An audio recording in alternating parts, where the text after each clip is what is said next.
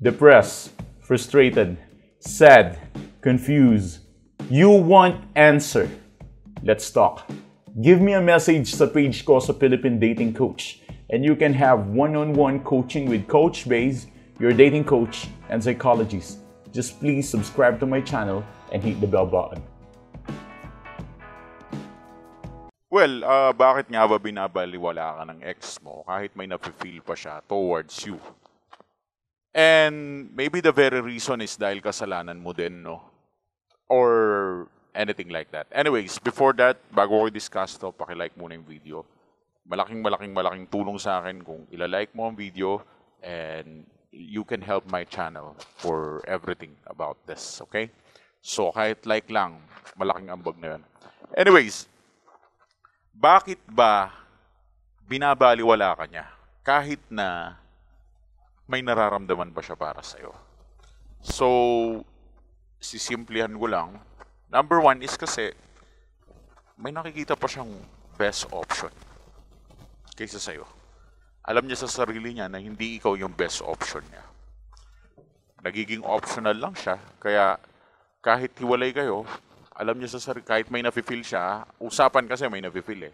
Pag kasi walang nafe-feel yan, talagang baliwala ka talaga. Pero paano kung may nafe-feel? Tapos binabaliwala ka niya. Number one, nai-imagine niya siguro na meron siyang another option aside from you.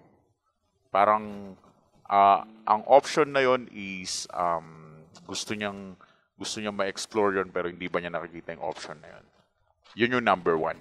Number two, bakit kanya binabaliwala is because probably of his pride or her pride. Kahit may nafe-feel siya pero dahil sa stupid pride na meron siya, may chance talaga na ibaliwala ka niya. Dahil nga pinapairal niya yung pride niya. At number three, kung bakit kanya binabaliwala kasi may nafe-feel pa siya sa'yo kasi disappointed siya sa'yo. Parang feeling niya useless ka. Wala siyang mapapala sa'yo, wala siyang makukuha sa'yo. He feels like parang hindi ka nag-i-improve sa life mo. Parang kasalanan mo din kung bakit kanya binabaliwala. Punta muna tayo sa meron siyang free option. So, number one kasi, dun sa sinabi ko kanina, parang nararamdaman niya na marami pa naman siyang pagpipilian. So, ang pinaka-counter lang doon is mag-no contact ka. Para kahit isipin niya na may option siya, pero kung hindi mo naman siya kinakausap at nag-no contact ka, kahit contactin ka niya, hindi mo pa rin siya kinakausap, that would be the time na mamimiss ka niya. At marirealize niya, mag-i-start siyang, mag-mesmerize about the past and iisipin niya yung nakaraan with you. And that would be the time na parang mamimiss ka niya. Yun kasi yung pinaka-batak dito eh. Pinakatama dito once na na-miss ka niya. Number two naman, kahalintulad nga ng sinabi ko kanina, kung meron siyang pride, pabayaan mo lang ang pride niya na yan. Or pinakamaganda, i-let go mo na siya. Kasi toxic yung ganyan eh. Kapag pinipili niya pa rin yung pride niya towards his feelings, ito naman yung tunay niya nararamdaman, pero gusto lang niyang piliin yung pride niya, abay, pabayaan mo na siya.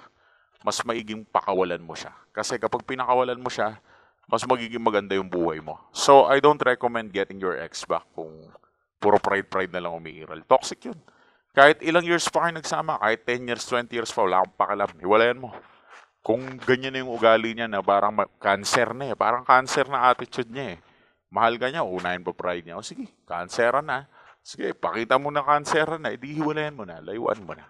Number three naman, kung disappointed talaga siya sa'yo dahil sa pinapakita o performance mo bilang tao, maybe you need to think about it. Self-improvement yan, syempre. Hindi ko na siguro kailangan i-discuss paano mag-self-improve, no? Matik na yan. Financially, spiritually, physically, emotionally. So, financially speaking, tayo ka ng business, mag-focus ka sa karir mo na tungkol sa pagkakaperahan lahat. Physically, punta ka ng gym, mag-enroll ka, mag-improve ka, and magpaganda ka, magpagwapo ka. Emotionally, I think you just need to work your behavior. Kailangan mo na mahaba-habang meditation, talking to yourself, kilalanin mo sarili mo, i-improve mo yung mga behavior mo na parang hindi naman kagandahan talaga. At spiritually naman, magsimba ka lang siguro. Okay na tayo doon.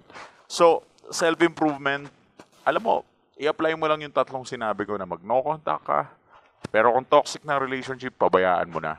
Pero kung may chance pa ang relationship, let's see. Okay? Anyways, just give us a message sa page namin if you have a question.